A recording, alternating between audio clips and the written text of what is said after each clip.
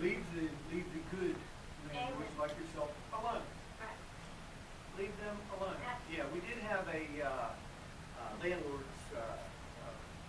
ordinance at one time. It was borderline stupid. It left you responsible for your tenant's behavior all the time. No, I'm sorry.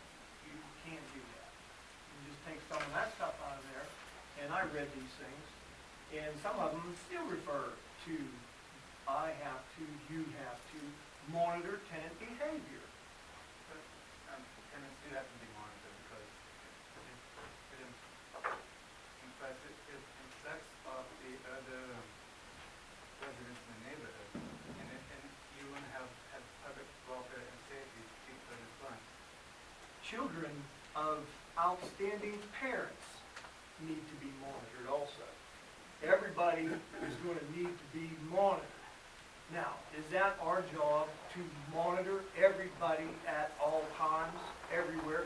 Now we're going back to cradle to grave, and we're just going to say, this is what we need to do. We need to have a council up here that okays who's going to live in Cartersville and who's not. That's what we need. That's what we're pushing for. No, I didn't say that at That's all. what we're pushing That's for. exactly what they're asking. But in some aspects, I don't have a problem with that. See, a lot of people think because I'm a land rich, this is my retirement. This is a business that I've built. They think that I'm opposed to any kind of legislation by landlords at all. And that couldn't be further from the truth.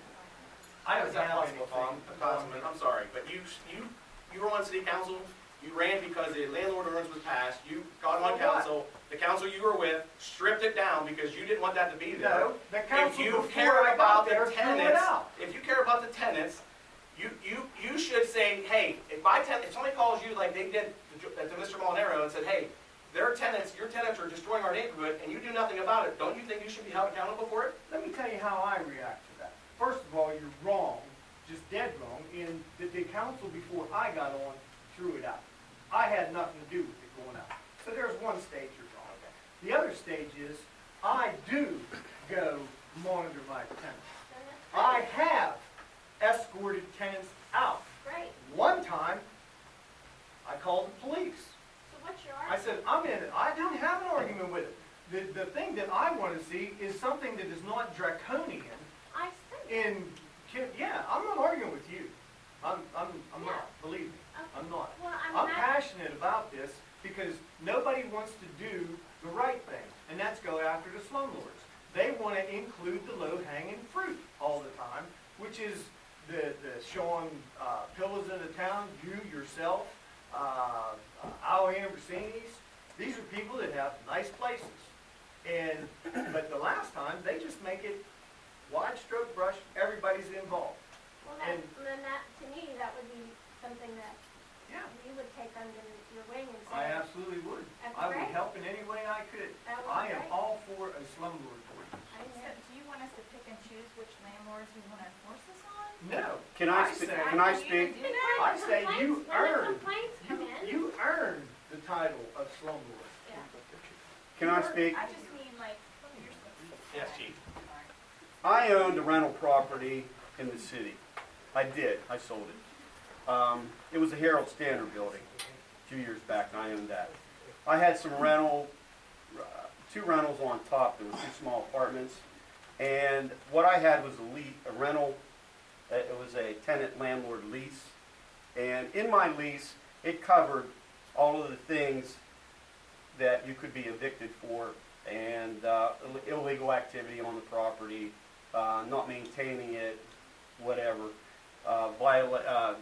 law violations where the police were in and out. I had one of those tenants. I had a tenant in there selling crack cocaine.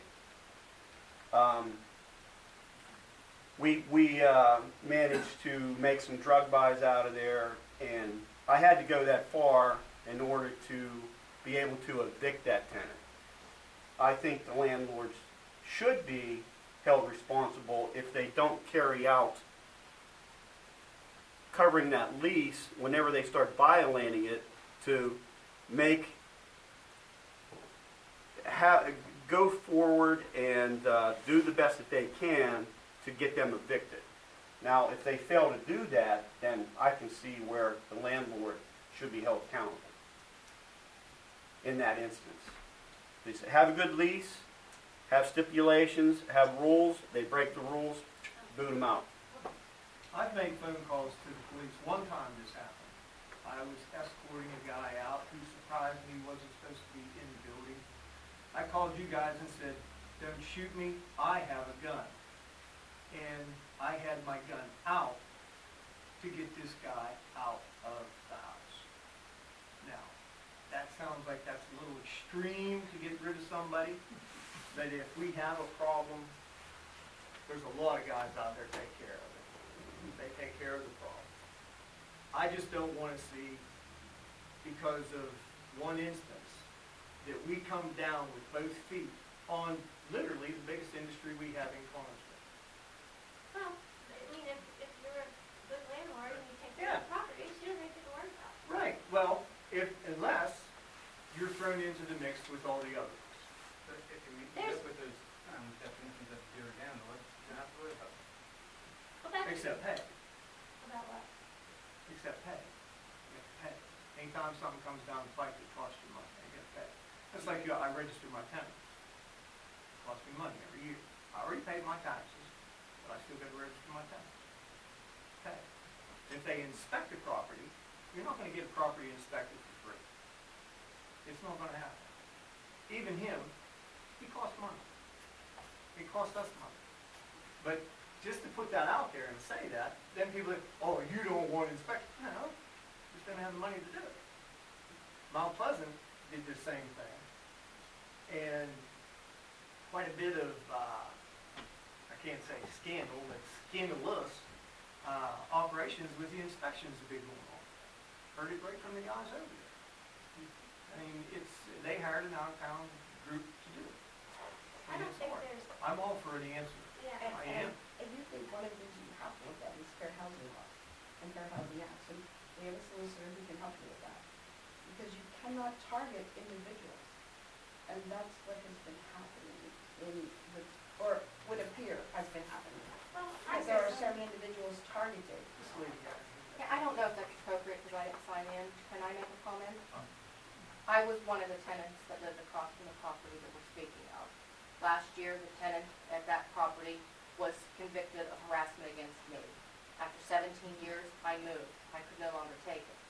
So it's not only the condition of the property, because Mr. Molinaro owns 2 properties on that block, and if you go up the street, you know which properties are his.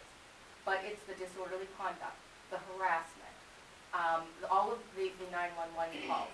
Now, Mr. Carpiet, as a property owner and a landlord, I ask you, if you had tenants that were that disruptive, what would you do? I get rid of them. Okay, that's you.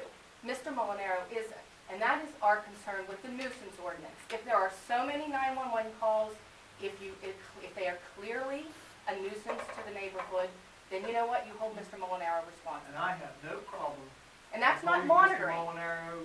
That is not monitoring. But you do Yeah, have to for that, understand I just don't want to be lumped in with it. that one If of those the other nuisances tenants think, is a radio that with a decibel meter, setting 3 inches from the radio is 5 decibels. you know what? This is the Your kind of own thing that we'll be getting ordinance is into all the Yeah. time. Because you know what? This is not, Regardless of how loud they think it is, if we're sitting on our You gotta go porch after 'em. and we can hear the vulgarities, it's Some not people are appropriate not for a meant neighborhood. To live in town. And if they think that the neighbors are doing, that we're doing anything wrong, then they should be calling 911. That's not the case because there's nothing to call 911 on. And that's our only point with the nuisance. We have been there for years through this. And I'm not opposed to the nuisance thing. and I, as the landlord, have lost a tenant, and I, in good conscience, cannot rent out that apartment to somebody with this going on a daily basis. I believe So, you. and there has to be, you know, everyone has their rights, well, we have rights as peaceful, law-abiding citizens to, you know, be able to go out in the yard, to be Yep. able to, Absolutely. you know, I mean, it's just gone too far. Can I speak? Yes, I'm Tanya Gessler, I am the new renter of 109 West Washington Avenue off of John Mullen Road. When I moved in, there was a lot of work.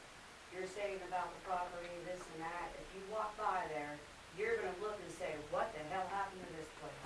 The whole inside was remodeled, the whole backyard, all the junk was out, everything.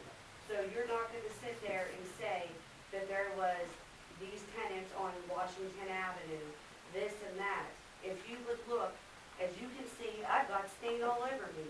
I'm today still working on that place. Just because I'm gonna be friends with the neighbor who I've known for many, many years, you have to get to know her. She is a good-hearted lady, she really is. Then people will do anything for you. They're not gonna sit there and nitpick, call 911 every time. Just like at my old residence on Gallatin Avenue. The neighbor and I have gotten into it. It was constantly, gotta call 911, call 911. Us taxpayers, you're gonna come out every 5 seconds, well, that's what it takes and that's what it takes. Okay, because you don't have anything else better to do then, right, besides sit and talk for 30 minutes, you know, to your, buddy over there, you know. I mean, I'm just getting the point across with John Molinaro. He's replaced quite a few things in that house. I have pictures of his rental properties here. I can show you his other rental properties And when was that picture taken? today. Today. Yeah, did you take a picture prior to that? Oh, Okay, we're not. With all Yes, of we I our- already mean, did we're that. not gonna fight What do this you out know? here. That'll be done with court. I mean, that's fine. No, these two. But it's, yeah, I mean, the whole landlord thing is for the landlords to do, our slumlords. Yep, I And I'm agree, fine with that. concur, Um, back you up 100%. There's quite a few slumlords. Yep.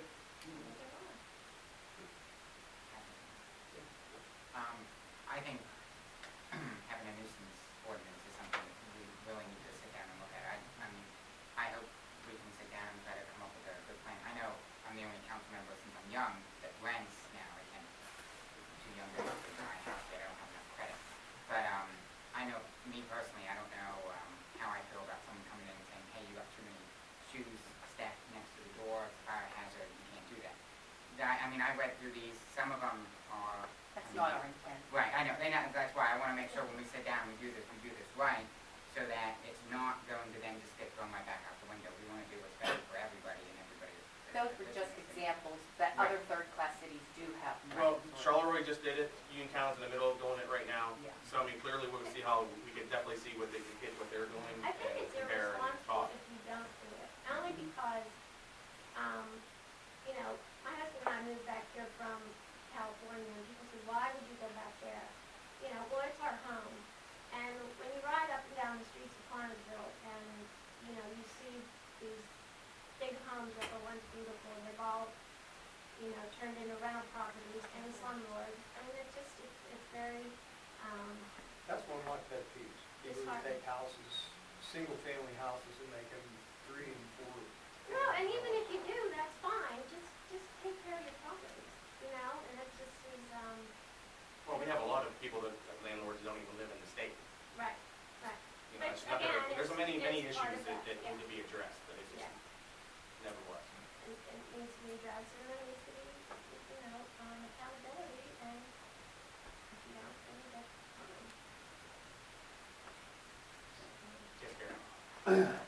Tom, I actually think you made an excellent point, where you said it shouldn't be something that would be geared to every single rental property in the city, because there is a substantial amount, there will have to be a cost, and then you will penalize those doing good as well as those doing bad.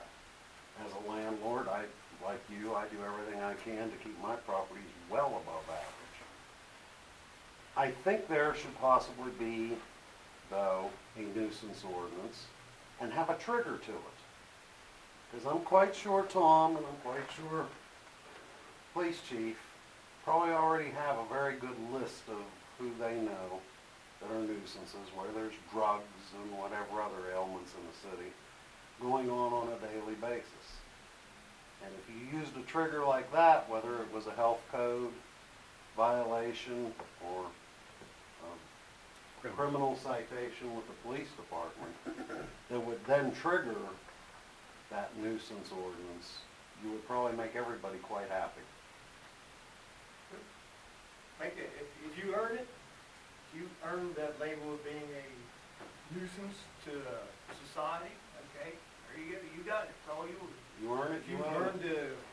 the status of being a slumlord, you get to reap everything that goes along with it. But people that haven't, leave them alone. It's kind of like gun control. Some nut out east kills some people, and they come back here to try to take our guns. It's that simple. We didn't do it, they did it out there, but everybody gets thrown into the same pot. And that's not cool. I mean, we got the biggest drug problems going, but, I mean, what are we doing to address a lot of the more problems? We don't have a regular movie, we don't have a drug problem. And it's a sad thing. The other part of this community is there are not a lot of jobs. You have people who can't afford to live and keep things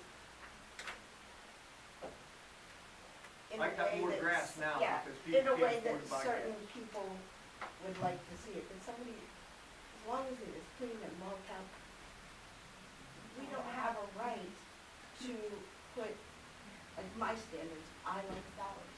If you don't have flowers, I cannot hold you as being a terrible neighbor because you don't have flowers in your garden. That's not for me to judge, you know? And we are in a situation in this community where there are a lot of people who live below the poverty level. And they're doing one heck of a job keeping things clean, tidy, neat. And they're not being harassed on a daily basis. And that's all we ask is fairness. And not the unjust, I mean, we do have an issue, and we'll discuss that further in private because of the relationship going on. And, many of these things are not what they look like on paper. And it looks There's very two different. sides to every story. Exactly, and there's only one getting told. And that's what we'd like to see, that both sides are being told fairly to an impartial person. So. And I think that I think we should.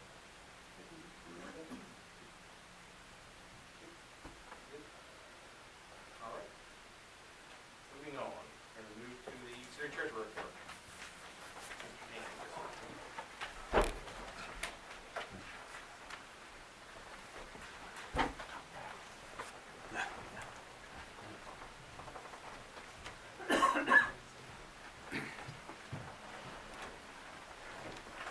Good evening, Mayor and Council. I'd just like to say for the record, just a note of thanks. On the 4th day, Masons came down to Judy's Park, and a lot of the members told me it was a very good day. You all did a fantastic job. Yeah, 3 or 4. Councilman McIntyre came down and asked me what he could do, and I kind of gave him a little list there, and he went off. He went off. Tangent, and the hillside, and I never did get to thank you. Thank you. Thank you. It was a good day for the whole Very city. big deal that you all come down and do that for us, and the park falls up for us for that. You all have in front of you a copy of the city treasurer's monthly report for April 2016 on this May meeting here at City Council. Just real quick to recap, the month of April, city real estate, general fund, $645,937.96. 3% to the library, that's $19,593. Per capita brought in $12,434.82. Just skimming down along there, some of the other higher items. Mercantile business privilege, $16,719. Earned income, $27,309. Transfer taxes for purchases, $6,192.04. This was our biggest month, as it normally is during tax season, totaling $730,852.11. And I was unavailable at last month's council meeting, but a month before I had brought up some comparisons, just Councilman Carpiak had asked me, so I've been kind of trying to do some comparisons. April 2015, real estate at that point was $639,347.91. That's, I wrote that down, that's not on the paper. So there's about a $6,000 difference. Total last month, April 2015, was $742,397.86. and 89 cents. That was for the month of April, so we're pretty much within $10,000 to $20,000. And just to give you an idea, I'll go about 4 or 5 months out here. I got the report, the annual report from last year, looking at the totals for all taxes for the city. Last year in May, it was $141,542.81. June, $181,438.31. July, $138,909.70.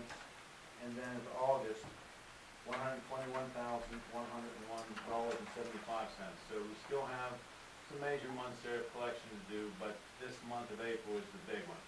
So we have made some good collections and things are moving along well. Just want to say for the record, Councilor voted, I wasn't here last month, to start the transition with Joyce Shaker into the tax office. She's been working well with Linda, who's going to be retiring at the end of June. Smooth transition, learning everything. I know I've been checking with Mr. Old when I come down here at the end of the day during the week, so that's working out well. Other than that, we're moving along. Does anybody have any questions for me at this time? Do you want to say anything about the tax clerk that you're recommending we hire tonight? Now, at this point, I just reserve the right to let council make action on that. Fine. Yeah. I was fortunate enough to be asked to sit in, and I thank you for that, but yeah, at this point, I'll just let council address that. Thank you. I have a question. Yes, sir. That per capita tax, Yes. is that really, that we've only collected per capita tax like about 1,200 people? Is that's a $10 tax, right? Yeah. So, Normally, it's $9.80, and after the penalty, it's 10, and then after the other penalty, a lot of them will pay that. well, that's not even 1,200 people.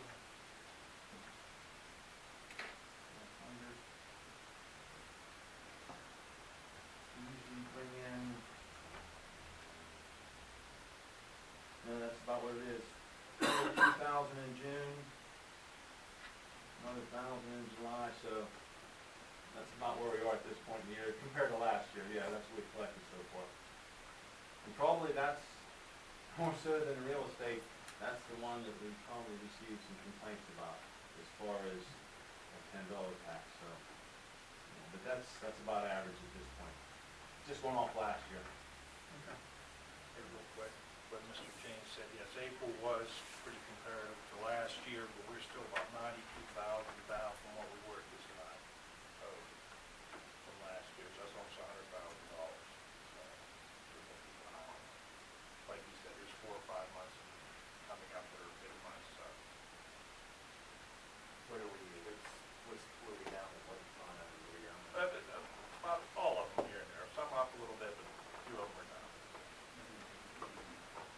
Yes, that was one of them.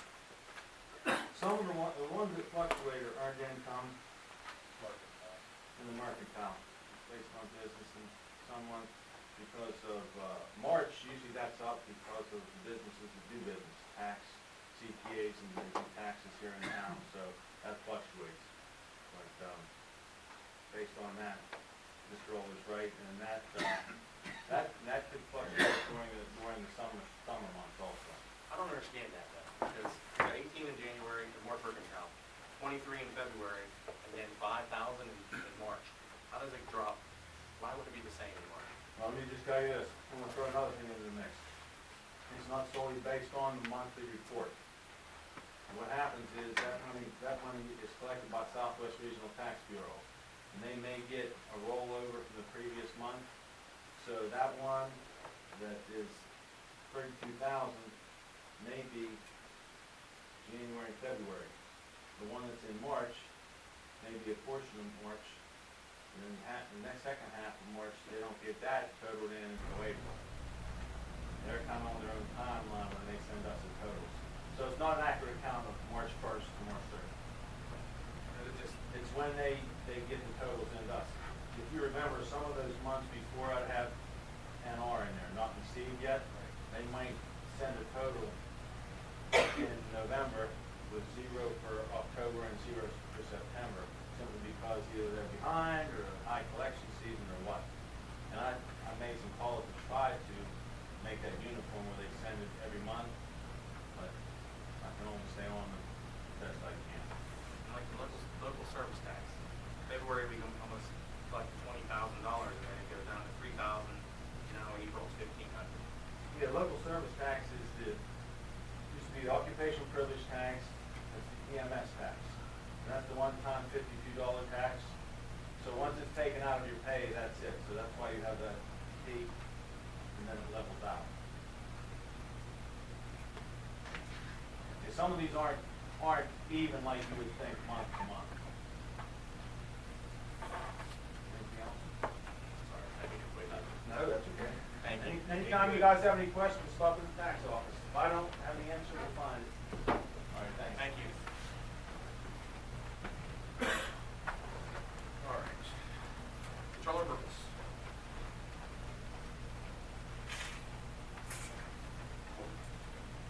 Good evening, Mayor and Council. In front of you have my controller's report as of today. Right now in our PNC general fund, we have $742,696.93.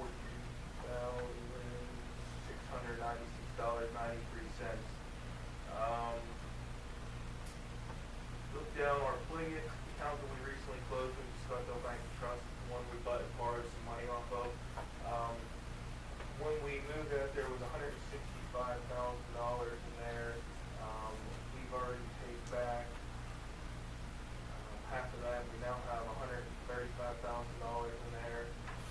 Hope we can pay that back soon. Go down to the liquid fuels. We printed this and I received an email. It's actually wrong. There was an update that was made. We had a liquid fuels deposit, and the current liquid fuels total was $382,591.42.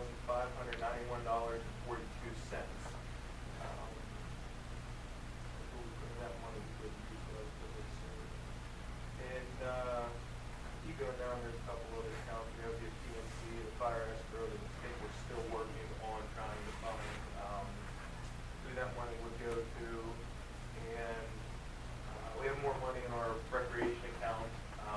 We're renting pavilions, which is good because that's how we pay for some of the equipment to maintain the parks, but also the playground equipment. Any questions?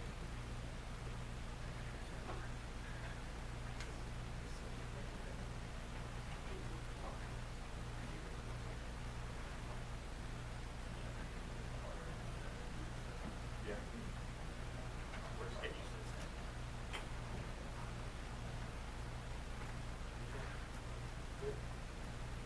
Thank you. Yep.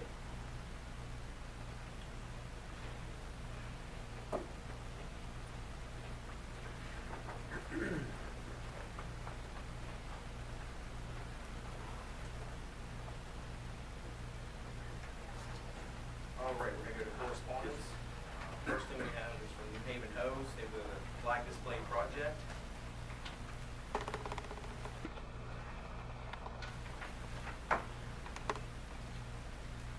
Be it resolved by the City Council of the City of Collinsville to sign a contract with New Haven Hose for the display of 2 flags at a cost of $80. Flags to be displayed in front of City Hall and the Police Department on 10 holidays. So there was their second. So we currently don't have those flags, or